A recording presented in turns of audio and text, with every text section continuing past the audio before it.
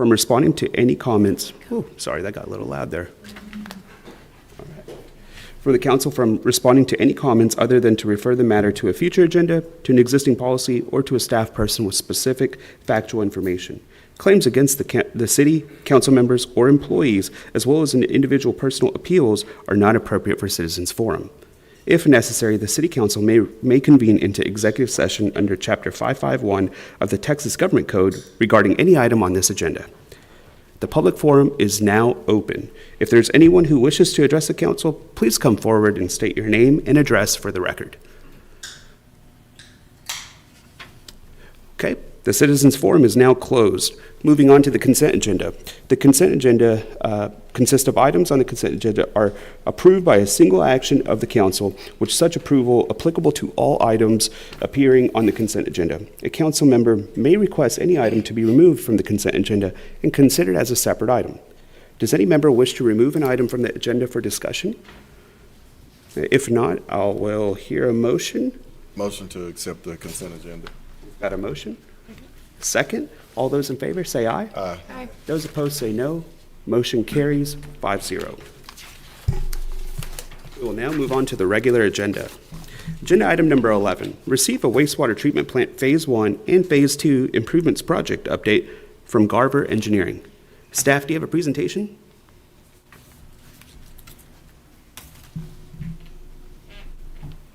Good evening, Mayor Pro Tem and Council. So 6 months ago, we had a update for the phases. So I invited Justin Rackley from Garver here again to provide us another update. Now, before we start this video, there's several key members that's involved with the phases. If y'all stand up and I'll introduce Justin Rackley, the Garver Engineering, Jared Whittier, Garver, and you got Phil from Drake. Jeff. And then you got Ben from Drake. So this is just a few of the key personnel. And I figure at this point in time, I wanted to bring a few up here because when you see the video, you're gonna be very impressed because you see the structure now. The puzzles are starting to come together. So other than that, if Justin can come up here and write it.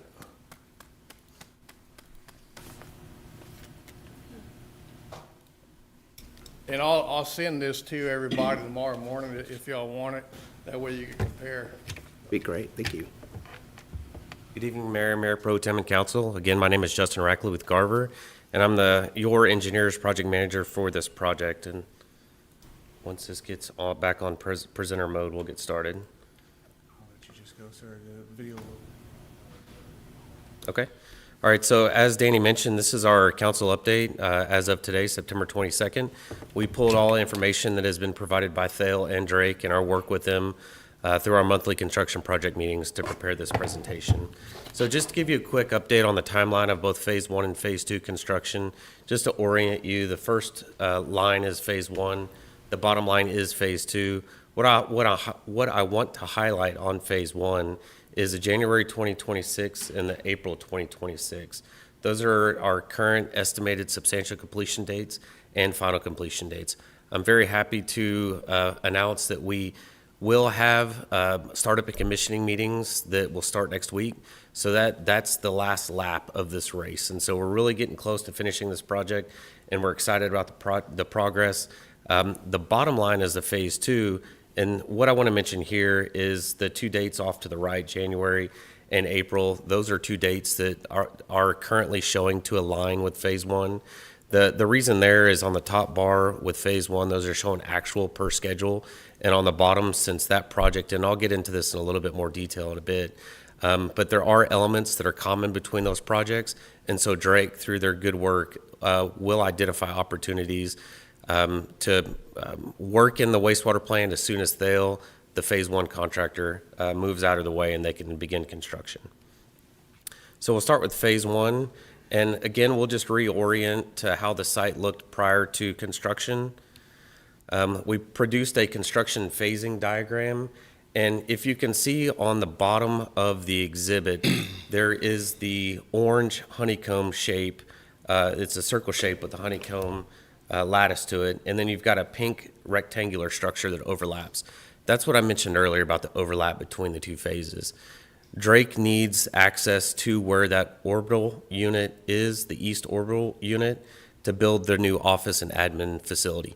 So we have to get all of the teal structures constructed before they can demo the existing process areas.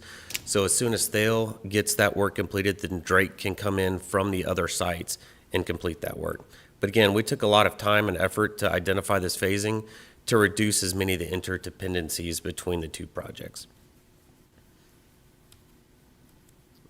And there we go. All right, so we'll go through a rendering that we prepared during the design phase. Ultimately, this shows what the full build-out of this facility is going to be, and we'll go through each of these areas as they're numbered on this rendering. All right, we'll start with Site 1, which is our aeration basins and blower buildings. Both of these facilities have reached significant milestones. We'll start with the aeration basins, and what we're currently showing is those are approximately 85% complete. You can see at the left side of this picture is the mixing chamber where it distributes the flow to the individual aeration basins. What's covered in the black tarp are your diffused aerators, and the stainless steel piping is low pressure air that's going to serve the diffusers. Moving on to the north side of that facility is where the blowers are installed. They're installed under that canopy structure. And inside both of these doors is the electrical room for that facility.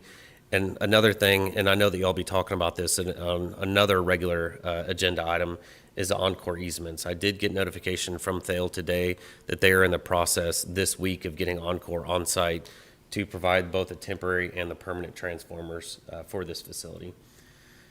We'll move on to Site 2. These are your primary clarifiers. These are two completely new structures. Happy to report that they're almost 80% complete, 79% and change. What we're showing are the interior circles are the launders, where essentially the water that's at the top goes over the weirs into those, and then it continues throughout the process. Each one of these has a rotating circular mechanism that scrapes the sludge from the bottom, and that's what we call primary sludge, and it goes into that small building that's to the north of those structures. It's called the primary sludge pump station. Moving on to Site 3, these are two independent structures. The one on the right is our RAS-WAS pump station, which is the return activated sludge and the waste activated sludge. It's pumped out of the primary clarifiers and either returned to the aeration basins or it's sent to dewatering. The structure on the left is the MLSS, the mixed liquor suspended solid splitter box, and that distributes flow equitably to the final clarifiers. Those structures are approximately 73% complete. Again, showing good progress on those structures, getting ready for startup and commissioning services. Moving on to the final clarifiers. These are similar structures and processes that we have at the primary clarifiers, but they're used to settle the solids through their aeration basins. These are at 57% complete. What you can see at the top right is the new Final Clarifier 4. Danny and I have had some discussions on potentially refurbishing the drive unit on Final Clarifier 3, which is the one immediately to its left. And so we're working with Thale to consider incorporating that work as part of this contract. Moving on to the recycle flow pump station, this is where all the plant sewer goes before it goes back to the headworks facility. It also includes a new septic receiving station, so all the septic trucks that come deliver, we've got a quick connect fitting that's there on the left side of that structure that allows it to be rock filtered, but also screened and degraded before it goes into the process. So it's going to help all the downstream process. That structure is approximately 76% complete. Showing that area, they're in the process of regrading that area, getting it built to grade so we can come back with either crushed stone or concrete paving. The final structures are Site 5. It's our dewatering building. This one's showing the most completeness at 92%. You'll notice that there's 3 large bay doors. The bay door that's on the left will have a new belt filter press that's added as part of Phase 2. So we've got the infrastructure already constructed for a new belt filter press to be installed as part of Phase 2. On the right side of this drawing is the dumpster unloading, which will take the dewatered and pressed solids to send it to landfill. All right, if we could, let's move on to phase 2. So again, there are multiple different sites associated with phase 2. The first one is called the FEB. It's a flow equalization basin. The road that goes north-south in this drawing is, I'm losing, what is the name of that road? Stillhouse. Yeah, Stillhouse Road. So on the right side of this drawing is where their actual flow equalization basins are. This structure is on the left side of that road. We'll go through each one of those. So generally, this site consists of an existing influent lift station, an existing screening facility, that in order to meet your additional capacity needs for your residents, we had to upsize the Headworks facility, including both fine screening and grit, but also a new proposed influent lift station. And it's all housed on that same property.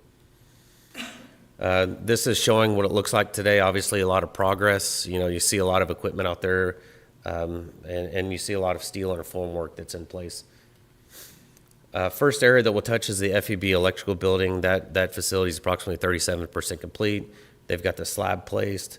They've got the CMU blocks for erecting the walls already staged on that structure. And then it's been coordinated with all the electrical gear that's going to go into that facility. Moving on to the headworks, this is taking shape. What you see on the left side of the drawing are the screening channels. So those channels will include new fine screens. And then to the right, the circular, those are Vista vortex grit removal systems. So there's 2 of those. And this facility is approximately 25% complete. Moving on to the FEB influent lift station. So you can't see it from this, but this is a significant excavation on site that Drake has worked well around a lot of the rain that we've got in the spring and in the early summer that essentially washed out this area. So we appreciate all the hard work that they've done to maintain that as dry as they can, and they've been able to make some progress. This photo is a little bit old. They've actually worked on some of the walls, but also placed some concrete for the slab. So as of the date of this picture, that was 5% complete. Happy to report that the proposed force main alignment is generally complete, with the exception of reestablishment of turf. Once we get that subcontractor remobilized, we can complete that work, but it's for the most part complete. All right, with that, I'll have questions. I don't want to take over my time, but I do have in 2 more clicks of video if you wanted to see just a fly through with some narration, and I'll leave it to y'all if that's something y'all are interested in seeing. It's 2.5 minutes. Oh, I just had one question. I mean, this is a very advanced project. What is the inspection process, or like who comes through and says, good to go? We Is it have Tauke? Yeah. full-time inspectors on site the entire time that the contractor's on site. Okay. Those are administered through Garver's contract with a firm called Great Plains. So we have 2 individuals that are responsible for each of the respective projects, and they're on site the entire time that the contractor's there. So they review the plans and specifications. They meet with with plant staff to make sure that it's to their satisfaction. And if there are any deficiencies, we, Garver, are notified, and we'll work with the contractor for any corrective actions. I have just one quick question. Obviously, this is very technical, but my question is for the average citizen, and this is just out of curiosity. You know, they obviously, we hear the complaints of the rise in water bill and sewer bill and whatnot, but do they, once this is said and done, do they get a chance to see any efficiency within that waste removal? And what I mean by that is, you know, like, look, we spend money on roads, we spend money on this and that, and that's tangible stuff you can touch or you can see. Is there something that they may see that might be more efficient on that? There's 2 answers that I want to give. One is more pertinent to your question, and that's the electrical savings.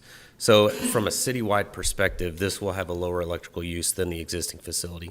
Second is resiliency. You know, the amount of operations and maintenance money that goes into maintaining the existing treatment units, the average citizen won't see that, but you can have more confidence to know that everything that goes out of that plant meets or exceeds what the National Pollutants Discharge Elimination System requires.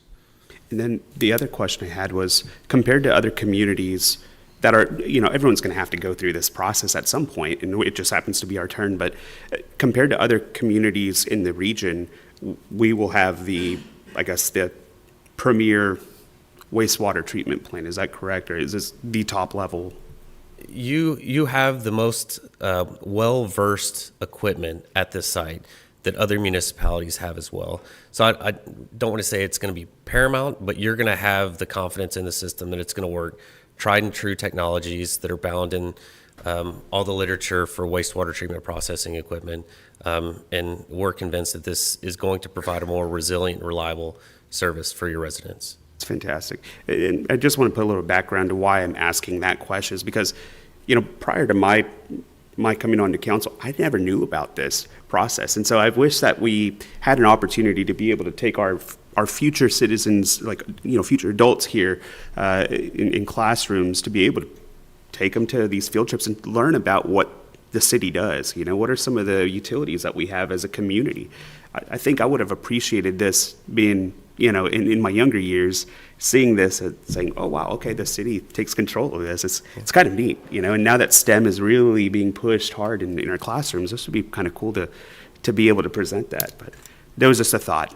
Well, and I'll respond in two ways. First is get involved in career fairs. A lot of times I've done it many times in my daughter's school. You go in there and do an example of the water cycle and you say that the same water that we're using today is the same water that was around when the dinosaurs roamed the earth. That really kind of hits home with them. And the other point that I'll make is one of my other clients has the same concern that you have. You're taking this very technical topic and you're trying to drill it down to something that would someone of very much lesser age would appreciate. So she actually wrote a book that goes through that cycle, and she's selling it on Amazon. It's a great book. If you've got young kids or grandkids, it's something that they could really read through and understand the process. Yeah, if you'll share that with us, that's pretty cool. Absolutely. That would be pretty neat, It's funny that you brought that up, Mayor, because I just had this question this week from my 7-year-old. He said, why is water not free? And I was like, well, there's a lot of things that go into making drinking water that I'm learning being on the council. And we talked about the chemicals that go to process it and the crews that run it and how it gets pumped to your faucet. And so, yes, there's a lot of learning opportunities. Awesome. So, thank you. There's no other questions. Make sure this video starts. This video starts at the influent splitter box. That line that's coming into the side is the influent line coming from the force main. It divides the flow between two primary clarifiers. The surface water that comes off of that goes directly into your aeration basins, and what settles to the bottom goes through your primary sludge pump station. These are two aeration basins where low pressure air is injected through a fine bubble diffuser, provides an environment that's conducive to activated sludge so it can actually consume the bacteria in the water. This building here is your blower building that provides the air for the process. You have your RASWAS pump station, which takes a portion of the sludge from your primary clarifiers and sends it back to the aeration basins for food, and then the other portion is sent to the sludge holding tanks to be mixed with your primary sludge. Final clarifier is the last step in the secondary treatment. Essentially takes out the activated sludge and the biology that we built and grew in the aeration basins. This is the blower facility for your aerated sludge holding tanks. So as you store sludge in the holding tanks to keep it from going septic, you add air, but it's coarse bubble air at that point. And so you're just using those coarse bubble airs to mix it. This is your recycle flow pump station. On the left is your non-potable water pump station.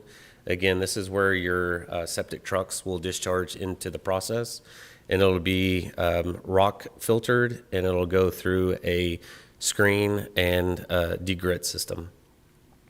All of your plant flows goes in, your plant sewer flows goes into that recycle flow pump station. It gets sent back up to the influent lift station, to the influent splitter box to your primary clarifiers. These large units are being demolished. The one that's in the foreground is the one that is currently impacting Drake on phase 2 to construct their new administrative building. So obviously a very congested site. But it's something that, as you look at it, you can see the amount of progress that the contractors made in this area.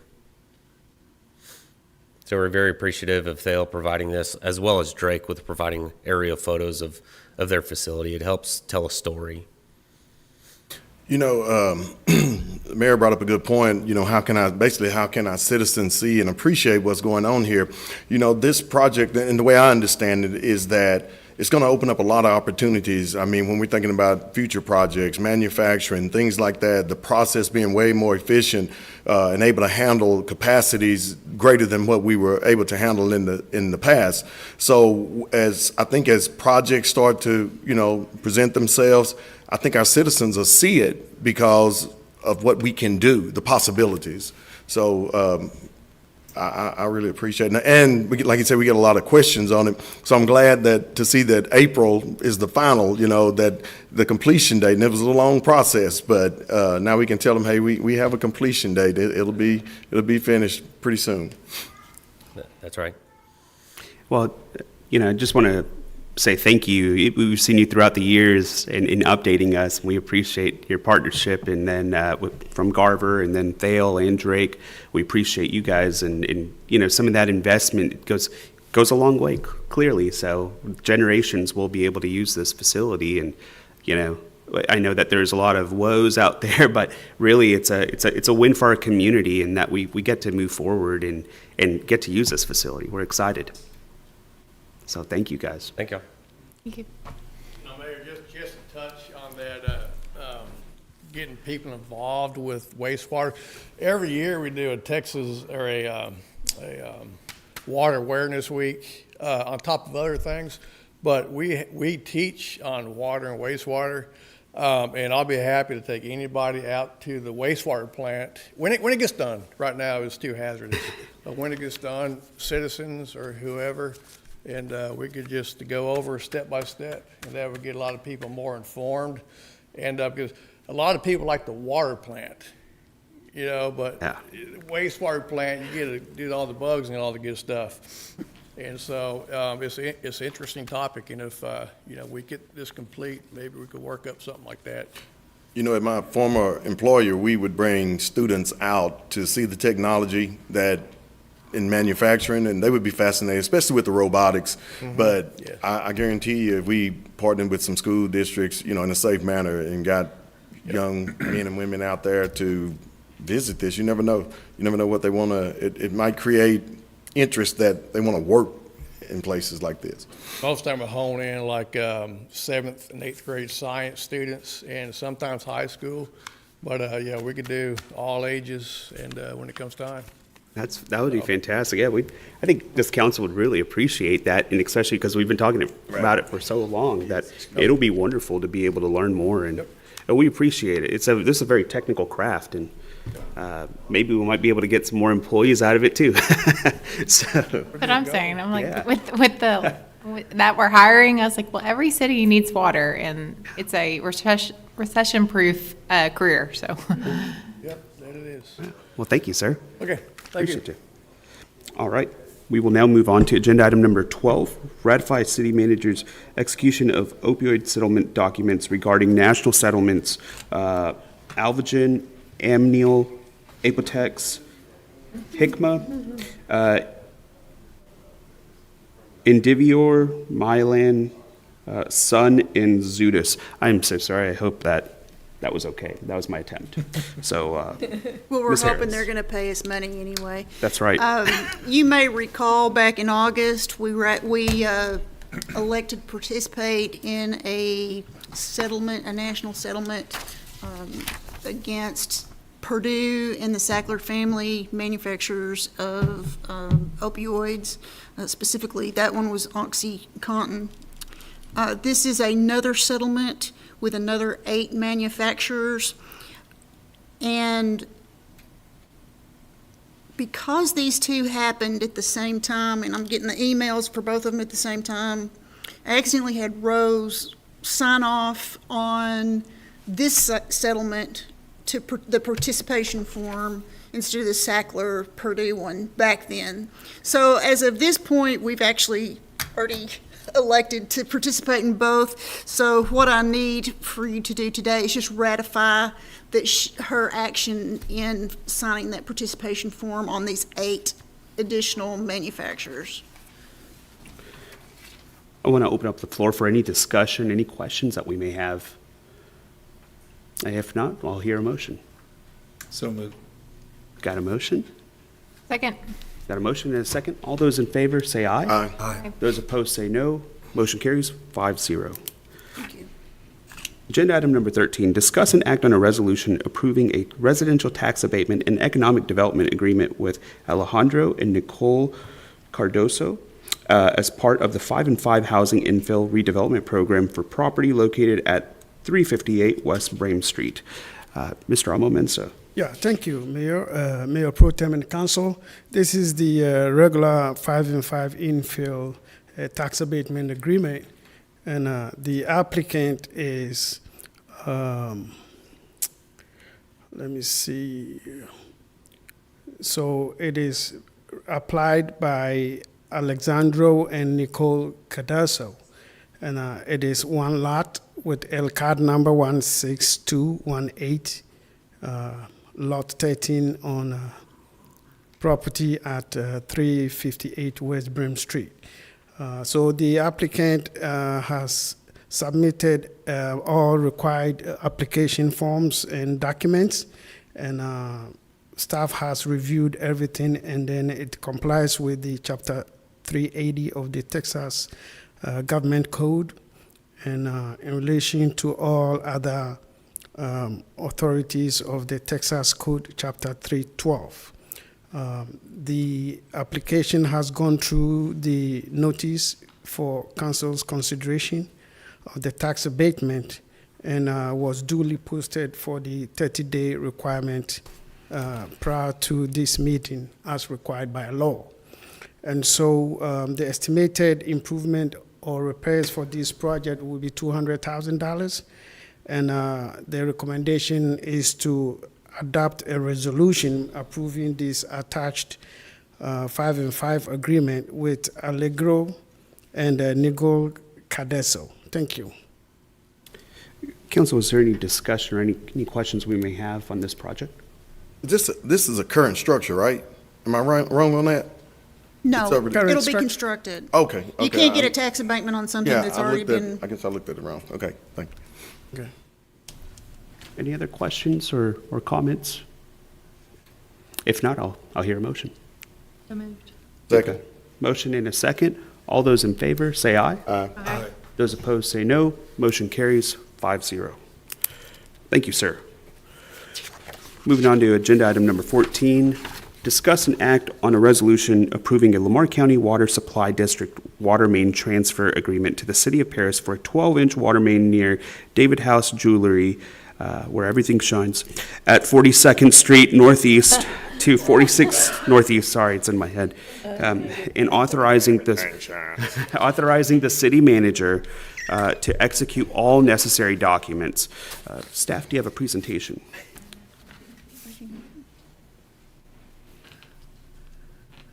Thank you, Honorable Mayor Pro Tem, Council.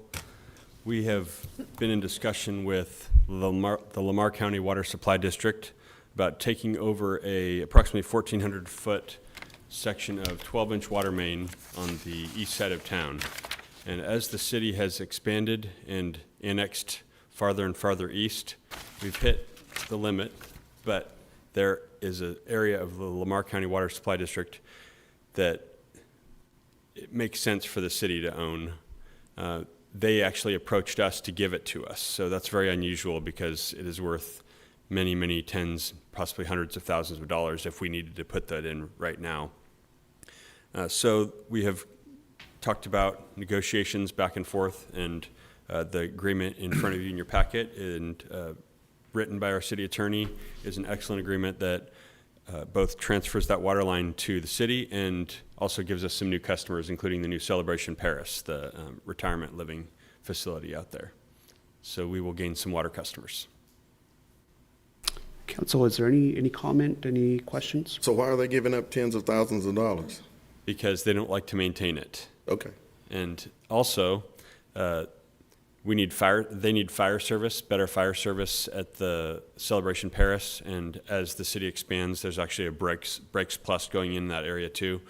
And the way the water supply district gets their water and then funnels it back around, the pressure is pretty low.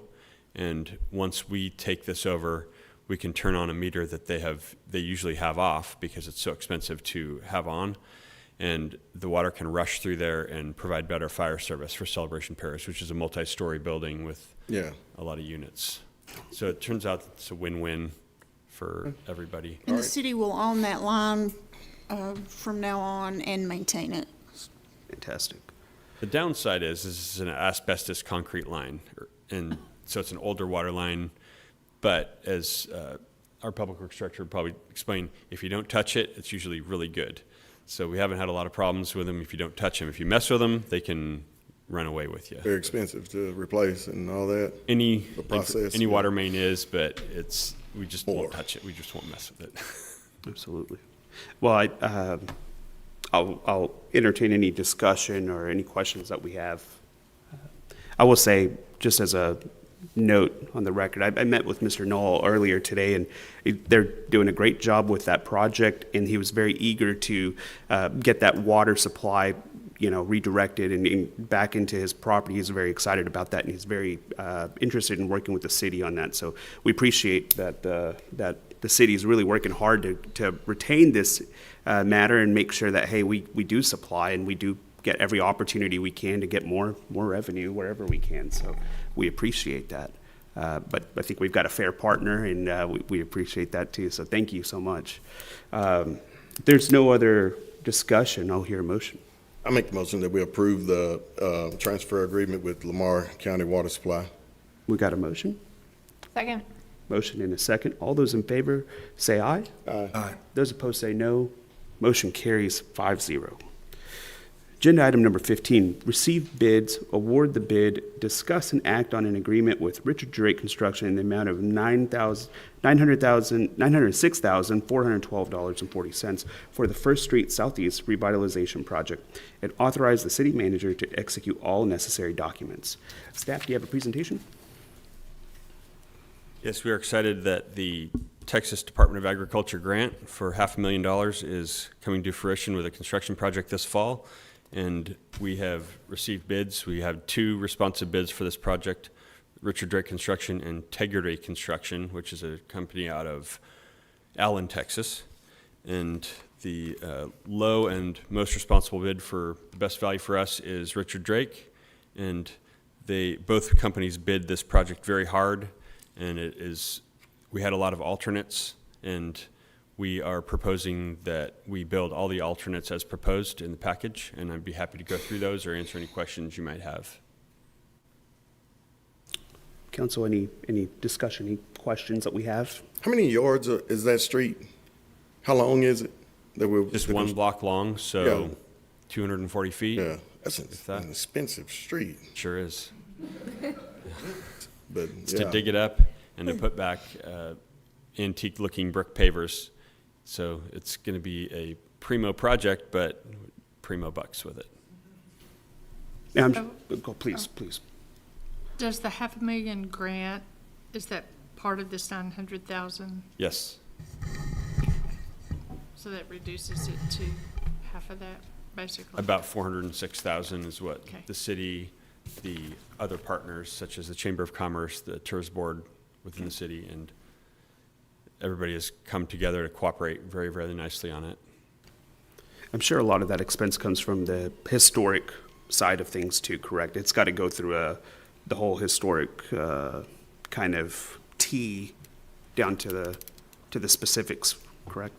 A part of that was in the Grant Works administration part of it and the engineering part of it. So the kind of the front-loaded work, we had to go through a lot of hoops with that because it is federal money that's funneled through the Texas Department of Agriculture to us. But for the contractor, other than a little bit of extra monitoring, and we're going to try to get some more of those antique wood blocks that you read about in the paper too, the Bodark blocks in there from the early 1800s. So we're going to try to get some more of those, but they bid it with knowing that the historical aspect was there, and they pretty much knew all of the issues coming up. So a lot of that is not necessarily additional oversight, but we'll take care of it under normal existing funds for inspections and things like that. All right. Are the boat blocks included in this bid? Yeah, included to take them out. So if anybody wants any, they'll probably give you all you want. All right. Well, if there's no other further discussion, I'll entertain a motion. So moved. We've got a motion. Second. Motion and a second. All those in favor say aye. Aye. Those opposed say no. Motion carries 5-0. Agenda item number 16, receive bids, award, and bid, discuss and act on the agreement for grant administrative services for FEMA Public Assistance Hazard Mitigation Assistance Program grant. Staff, do you have a presentation? After I do have a brief intro. Honorable Mayor, Mayor Pro Tem, and Council, I appreciate your consideration of this grant administrator for professional services. We got one response from a RFP, request for proposals, and that is from GrantWorks. And this is in case we come into money from FEMA on grants, we immediately have a grant administrator ready to work for us. So although this is not going to be acted upon immediately, if approved, they can immediately jump in and work with that. And the money, in order to do that, would come out of that FEMA grant. So there's no money out of pocket for us, but this and the next agenda item will be available with minimal time delays, because it usually takes about 2 months to get a RFQ, a request for qualifications or proposals, acted upon, and we will be able to jump into that immediately. And we have a representative from GrantWorks that can talk to you a little bit about that too. Here's a copy of your. Mayor Pro Tem, Council. Basically, this is a time-saving measure. There's really not a grant attached to this yet, but there will be the next time it rains too much. FEMA or TDM will declare a disaster, and they'll release funds. When they release those funds, the application periods are usually short. We need to get on it right away. So this is a time-saving measure so that the city manager can immediately move to application. I'll come to Rose, I'll tell her what the eligible activities are. If she's interested and the council's interested, we move directly to application. Instead of spending a month and a half procuring an administrator, which you do through a normal process anyway, but anything from FEMA, TDM, or Texas Water Development Board, we can include in this broad pre-positioning procurement. It's a time saver. Awesome. Council, any discussion, any questions we may have for GrantWorks? Can I get your name for the record? John McElfish. Okay, hi, John. And if Janice has worked real hard on this. So. She won't have to. For the next 5 years, she'll be Yay. able to just move this straight to application, which she's Perfect. probably happy about. I thought that was you, just from your voice. And there's no obligation. I don't want y'all to think you have to do anything. You don't. You don't even have to apply if you're not interested in whatever the eligible activities are, because they may not suit the city at the time, or the city may be covered in those areas. You just pass, and we wait for the next one. Out of curiosity, do a lot of cities do this? A lot of cities in my region do this, because I market this Good. aggressively. It is again, it's a time saver that I watched last year go by the wayside, and I saw lots of cities miss out on the money. Can't have that anymore. How are you paid for the service? How are we paying you for the service? GrantWorks is always paid out of the grant itself, Right. except for small things like there's some application fees. We don't take any of the match dollars. We don't bill the city directly for anything that doesn't come out of the grant, except for the application fee. There's very, very little the city actually comes or pays GrantWorks that isn't covered by the grant itself. Most grants have an administrative fee built into them so that companies like mine can do the work for you. Well, I'll say this, in the last few years, we've had a lot of weather-related, disasters, and Yes, sir. we appreciate y'all's partnership, but then also with FEMA and the city being, proactive in this front to really protect our citizens. So I appreciate that effort being put forth to say, hey, let's save that time and let's go ahead and get someone, on call. Let's get it done. Right. Just in case if, God forbid, something happens. So I'll pass thank it you on. guys for. And for last year that was a effort. little bit extraordinary. We had the spring rains, and then we had Hurricane Beryl, it affected both sides of the state. Yep. And it was just more rain than we're used to seeing, and that's probably not going to stop. So, Right. Well, fantastic. Well, council, any more questions or any discussion? And if not, I'll hear a motion. I'll make the motion that we, or award the bid. Is that what Yes. we're doing here? Yes, sir. Okay, yeah, I'll make the motion that we award the bid. Okay, we got a motion. Second. We got a motion and a second. All those in favor, say aye. Aye. Those opposed, say no. Motion carries 5-0. thank you. Thank you so much. Agenda item number 17, receive bid, award the bid, discuss and act on an agreement for engineering services to contract with a qualified engineering architect firm for FEMA Public Assistance Hazard Mitigation Assistance Program grant. Mr. Mickey? Thank you. This is the companion agenda item to the last one, and this is for a request for qualifications for an engineering firm to come up with projects and administer further study into a future disaster should it come. So GrantWorks would administer the grant. They would work with us and who I'm proposing here, Tetra Tech. It's a national company, but they are partnering with 2 local engineers, half engineers from the Dallas Metroplex and Hayter Engineering from Paris. And so we received 4 different requests for RFQs, sets of statements of qualification from several great firms, and this winning application, Tetra Tech, should it be approved, got 99.7 score out of 100, and the next one down, WSB Engineering, got 95.3, so it was very close. And so I was recommending Tetra Tech to be selected if we have a disaster. Thank you, sir. Is there any discussion, council? If not, we'll hear a motion. Motion. We've got a motion from Mr. Atterbury, Second. second from Mayor Pro Tem. All those in favor say aye. Aye. Those opposed say no. Motion carries 5-0. Agenda item number 18, discuss and act on a resolution confirming the appointment of Steve Marriott as the Finance Director for the City of Paris. Staff. Thank you, Mr. Mayor. Mr. Mayor and members of the council, can you hear me? There's Steve. Hi, Steve. Can you hear him? Yeah, I think we could hear, we're just going to get that screen. We're going to get you up on the screen. There we go. Once again, good afternoon, or good evening, Mr. Mayor, members of the council. Thank you for the opportunity to address you tonight.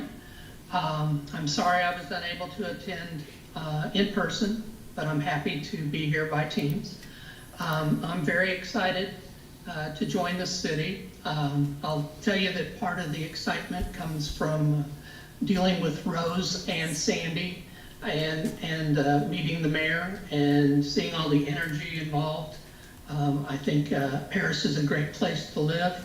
My wife and I are looking forward to moving there. We've got a rental house found and everything else. So anyway, I believe that my background makes me a good fit for this position. I started in governmental accounting with the Missouri State Auditor's Office, where I did about 4 years as a staff auditor and then an in-charge auditor.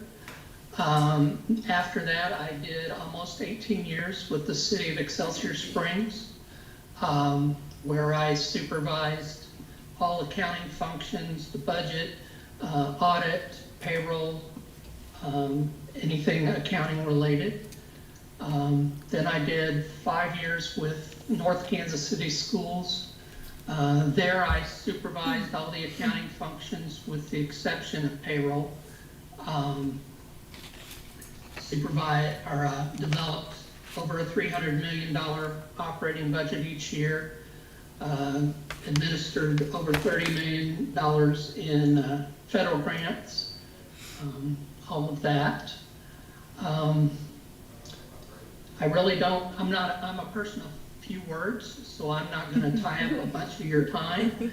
But I will say once again, thank you for allowing me to address you this evening, and I'll be happy to answer any questions that anyone has. I don't have any. All right. We don't have any questions, but we're excited for you to join the team, and we're going to have to add some Cowboys gear into your collection. But You have to talk to my wife about that. Yeah, you're good with me. there you go. Mayor Pro Tem probably wants some Steelers in there, but we appreciate you. We're looking forward to having you in our community and becoming a Parisian and really serving our community. So thank you. All right. Well, Council, if there's no question or any other discussion, we'll go ahead and I'll entertain a motion. Yeah. Okay, we got a motion from Ms. Norman, and sounds like a second from Ms. Putnam. Second. All right. All those in favor say aye. Hi. Aye. Those opposed say no. Motion carries 5-0. Congratulations. Thanks, Steve. All right. Agenda item number 19, discuss and act on a resolution confirming the appointment of Thomas Herndon III as the airport manager for the city of Paris. Ms. Beverly? Thank you, Mayor Pro Tem, and Council. As you know, we have gone through a little bit of turmoil at the airport.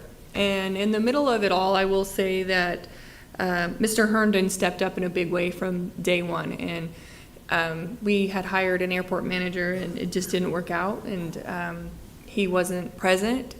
And Mr. Herndon, although I think wasn't planning to want to step up to be the manager quite yet, he really did in a big way. He showed up, I would say, working a lot of times 7 days a week for sure, at least 6 days a week, and then on his own when it had been a team with him and Paul. So since that has all happened, to me, he showed great leadership. So we did ask him if he would be wanting to step into that role since he was serving as it anyway. And he said he did. And also just notable that his background before working at the airport, he did finance and administration and worked in banking. So, you know, a big part of running the airport is the financial side. And since he has that background, and he had also been in leadership before that as well. So he had all the necessary skills, and he feels like he's learned a lot. He's been working with Paul, and Paul's been helping him. So he did turn in the RAMP grant, which is a really big deal. He got that in on time, and really proud of him and grateful for his leadership in stepping up. That being said, I would like to recommend him to be approved as the airport manager. He wasn't able to work today or be here, but I know that he has shown up a lot. So I'm hopeful that he got a day off today. So. Thank you, Ms. Beverly. Council, any discussion on this item? Any thoughts? Well, he's had a great trainer. He's committed, obviously. So I'm very much in favor. Anyone else? Second. Sorry, thoughts. How many people are currently working? Will he have any help? That's a great concern. question. We were able to hire someone, he has been training. And then also you all approved in the budget to add a third person so that if this were to ever happen again, we wouldn't be left with one person working 6 or 7 days a week. And we do have someone coming for that as well. I think we have a great applicant with a ton of experience. So it's looking like they will be doing much better out there. A little bit of a rough road getting there, but yeah, we'll be doing much better. Well, and I think one of the great things that was highlighted when Paul was here was seeing that increase in revenue, which is wonderful. I think you guys have, as a city, the airport is doing some great things, and having that fuel charge that's really favorable that a lot of people fly into. And so continuing that and having someone that's seen that and to continue to run that will be a great asset for our community and especially for the budget. So couldn't agree more. And I think the better we run it, the more people we have there, the more chance we have of, they were almost at the point of it being sustainable. And if they keep running it so well, I believe it still could be even adding a person at some point. It's possible. So great. Fantastic. Yeah. Well, good. Well, all right. Well, if there's no other discussion, I'd love to entertain a motion. I'd make a motion to approve the appointment of Thomas Herndon III. Fantastic. We've got a motion. Second. We've got a second. All those in favor say aye. Aye. Those opposed say no. Motion carries 5-0. Mayor, at this time, I'm going to ask if council will excuse me. Yes, sir. So I can leave. Okay, thank you. Thank you so much, Mayor Pro Tem. All right, we will move on to agenda item number 19, discuss and act on a resolution confirming, oh, sorry, we already did 19. I apologize. I'm off on my count here. Agenda item number 20, convene an executive session pursuant to section 551.071 of the Texas Government Code, consultation with attorney to receive legal advice from the city attorney about 1, pending or contemplated litigation, and/or 2, on matters in which the duty of an attorney to her client under the Texas Disciplinary Rules of Professional Conduct of the State Bar of Texas clearly conflict with this chapter. The time is 6:22 p.m., and the city council is convening into executive session.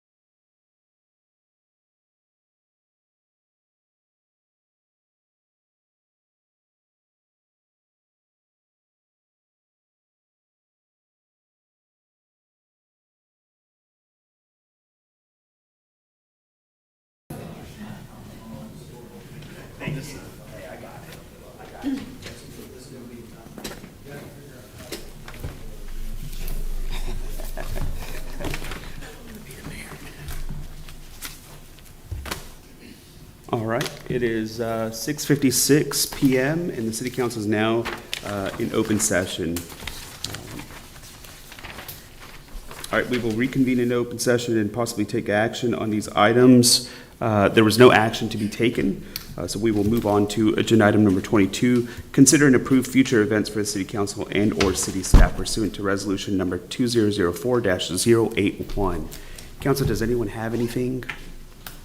If not, we will go ahead and move on to adjournment for agenda item number 23. I'll hear a motion. I make a motion, we adjourn. All right, and I hear a second. Second. I think We that's got our a first time to do that. All I'm right, so there you go. excited. All right, all those in favor say aye. Hi. Opposed say no. Motion carries 4-0. We're adjourned. I'm gonna go to a baseball game. Hey,